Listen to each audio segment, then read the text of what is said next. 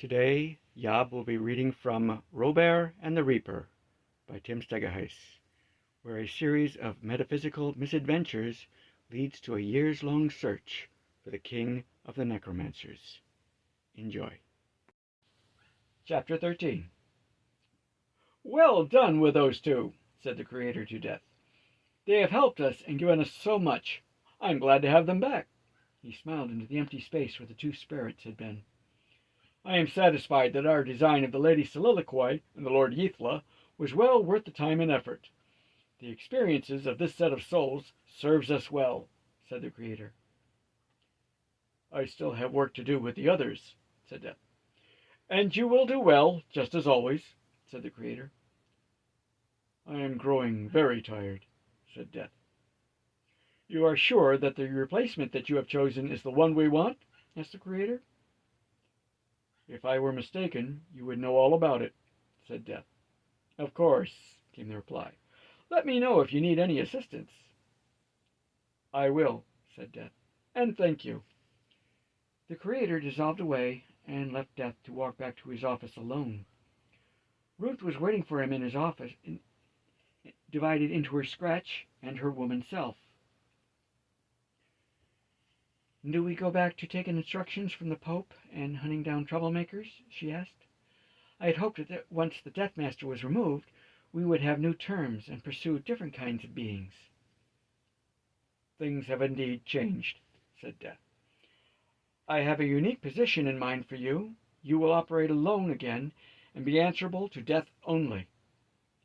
"That sounds like what I want," said Ruth.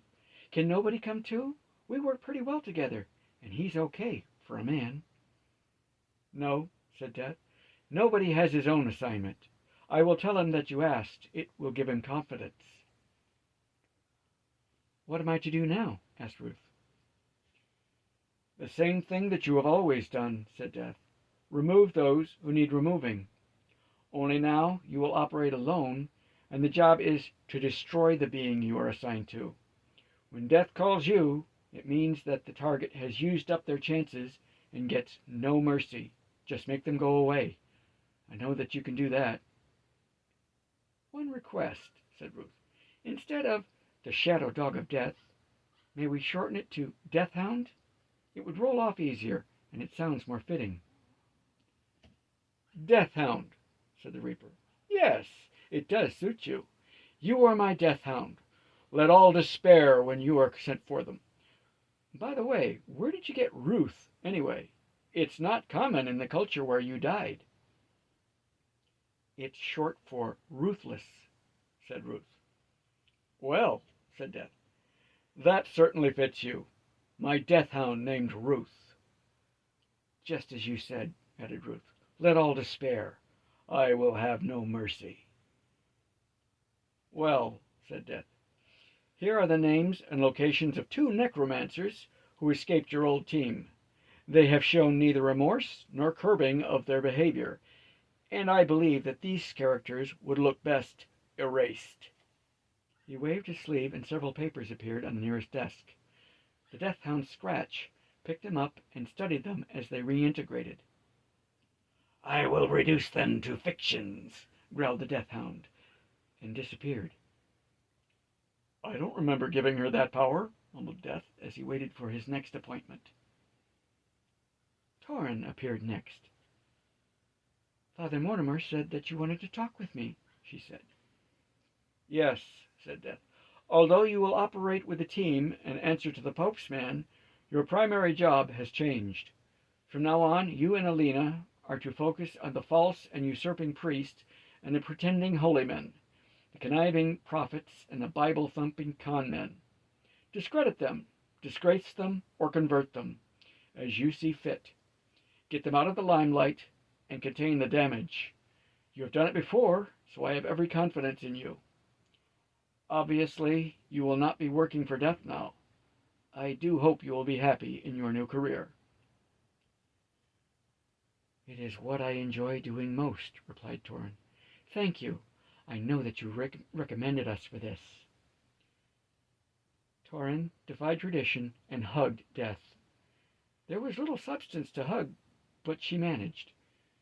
the 9-foot-tall being at first resistant, and then, tentatively, hugged her back and studied her from his empty hood. "One of your first duties will be to train others in your specialty," he said.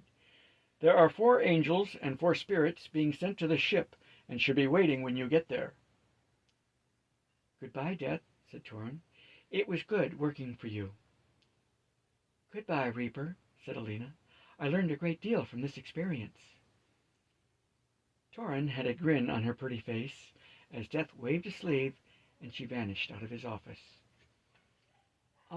Sir?" said a familiar, quiet voice from the door. "Ah," said Death. "Nobody. Please come into my private office."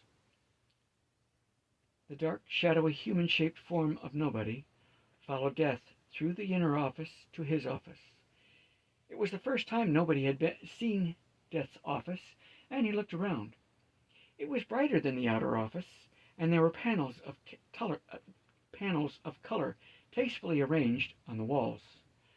The desk was oblong and the color of old bone. 4 simple chairs sat on the near side of the desk, while a tall ladder-back chair sat behind it. What appeared to be an abstract painting proved to be a panel on which the lives and deaths of every person on earth appeared. From different angles you could see the lives of beings in different times. This was Death's famous schedule. Nobody watched it for a while, fascinated.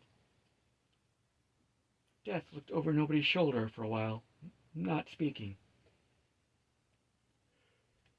"Do you know the purpose of death?" he asked. "To make life worthwhile," replied Nobody without looking up. "Why, that's correct. How did you know?" said Death. Nobody turned and looked directly at Death.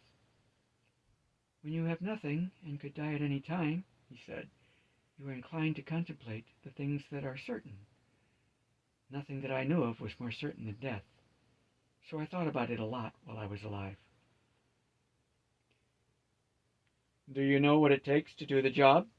asked Death quietly. "To ignore the petty things of people's lives and not take any of it personally," said Nobody. "To be above people's worries and fears." "I see that you have thought about this quite a bit," said Death.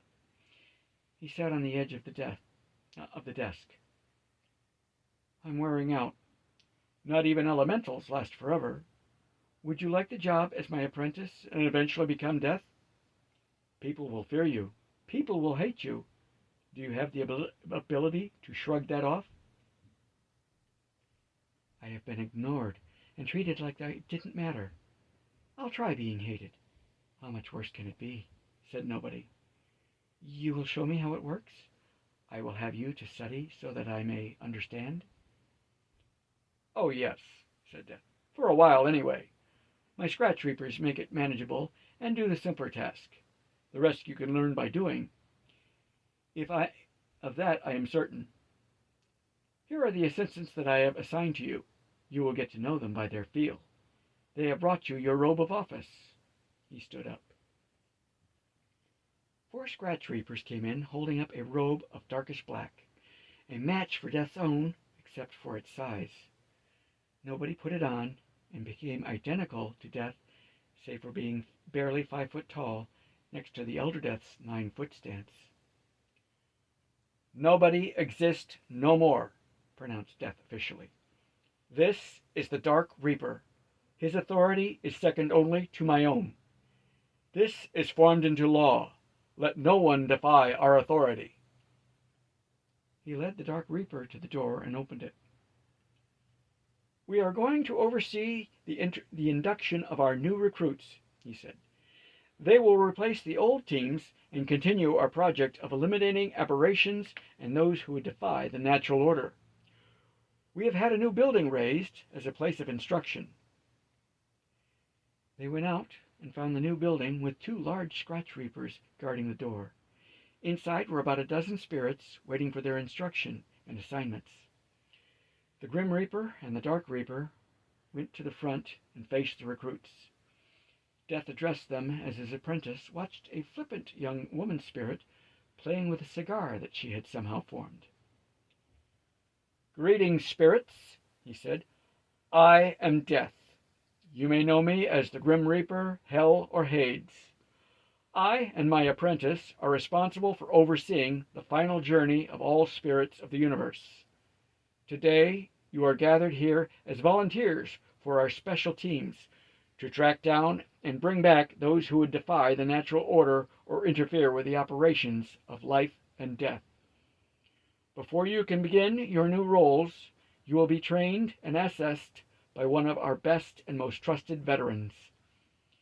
Here she comes now, so pay close attention, please." A woman in a long black dress with 2 daggers on her belt and a walking staff strode through the ranks, looking over the new recruits, and stopped in front of the arrogant woman, still playing with her cigar. "Hello, Lucille," said Mamma. "It's been a while." The cigar dropped forgotten to the floor. This concludes this reading of Robear and the Reaper by Tim Stegaheis, read by YOB. I hope you enjoyed it. Have a wonderful day.